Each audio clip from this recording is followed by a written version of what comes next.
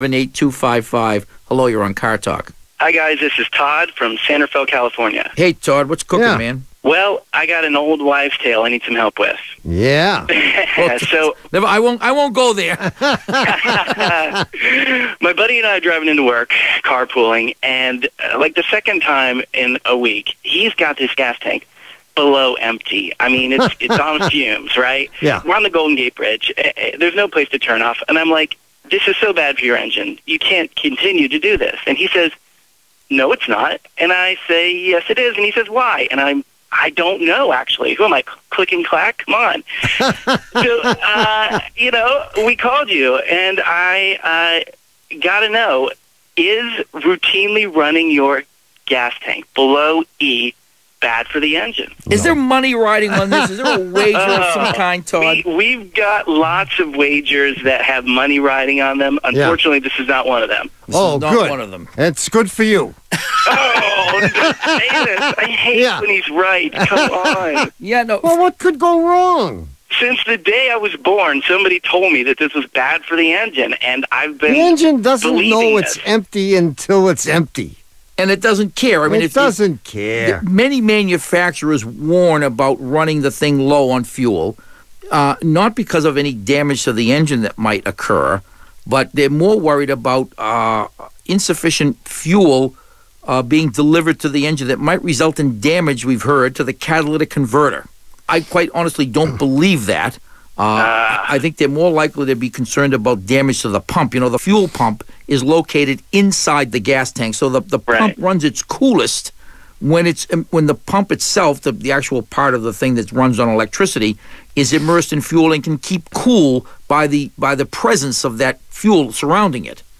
So it may be that you will shorten the life of the pump a little bit by running the thing very low and not having enough volume of fuel to keep the pump running cool. Yeah, and you can't do it for very long because you're going to run out of gas. Exactly. I thought you were kind of giving me a straw to grasp that there. No, it's not. We're doing our level.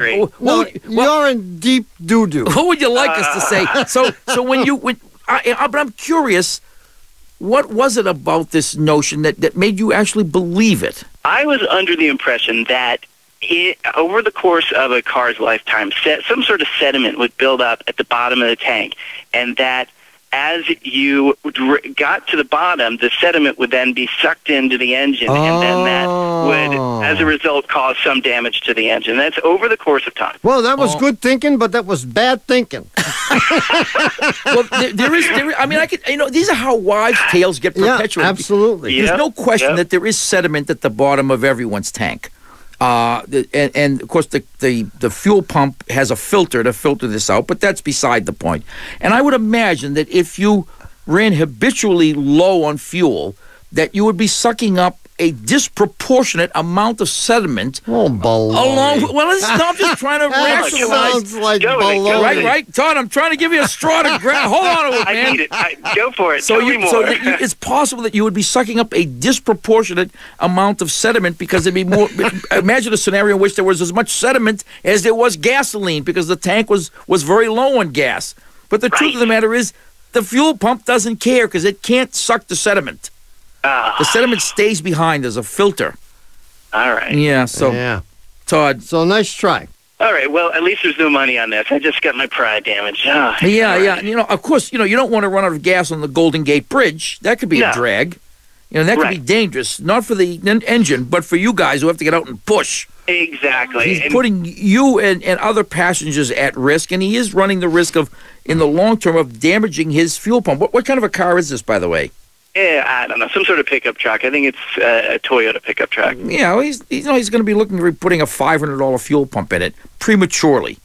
But that's it. Yeah, that's it. Yeah, he's not going to wreck the engine. All right. I mean, and that was the point. It was the engine. I'd love to go with something, even if it's a fuel pump. But Todd, if his engine should fail prematurely, you can say, aha!